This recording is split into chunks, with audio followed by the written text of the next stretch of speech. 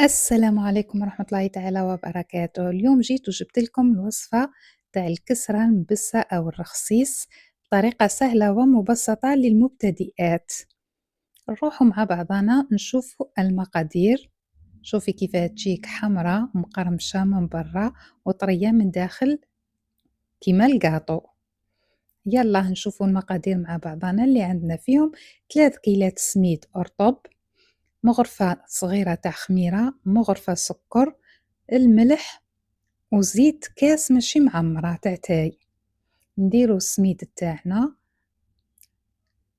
نص مغرفة تاع الخميرة، مغرفة ونص تاع السكر صغار تاع القهوة، دايما كيل تاع القهوة، نص مغرفة تاع ملح على كل قرصة، الكاس تاع التاي اللي ماشي معمر الزيت، ونمحرو مليح حتى يتخلط السميد تاعنا مع الزيت، نمحروه حتى يتمزج مليح كيما راكي تشوفي في الصورة، راه كلش موضح. ومن بعدكش نروحو نلمو العجينة نتاعنا بالما.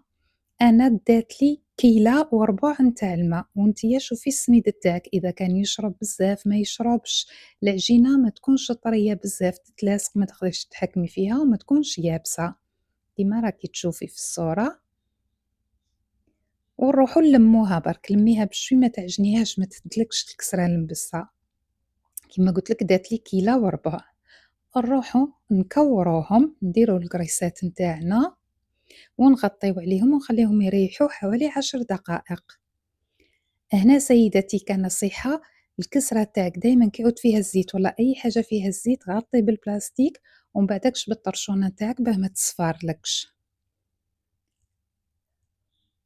نروحو نسخنو الطاجين تاعنا، الوقت اللي يسخن الطاجين تاعنا حنايا نروحو نعاودو نكورو القرصات تاعنا ونعدلوهم مليح ونعدلوها على الحواشي بهذه الطريقة باه ما تجيكش محربشة ومشقة على لي كوتي. وتقرصيها تحبي سيدتي ولا بنيتي بالرولو ولا كيما حبيتي نتيا لك الاختيار. أنا نحب نخدم كل شي بيدي تجيني مدورة كيما راكي تشوفي. وهنا نروحو نحطوها في الطاجين طيب.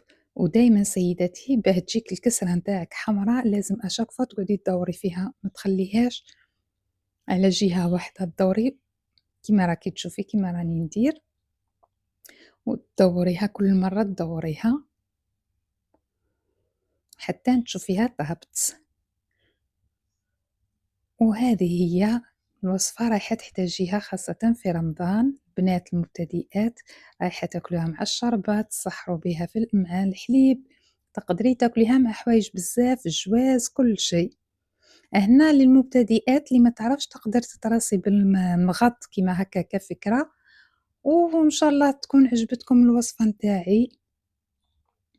إذا عجبتكم ما تنساوناش بجيم ولايكات وقولوا لي إذا عجبكم الفيديوهات، نستمر معاكم بإذن الله كل يوم نديروا وصفة للمبتدئات حتى وصفات شهر رمضان كذلك.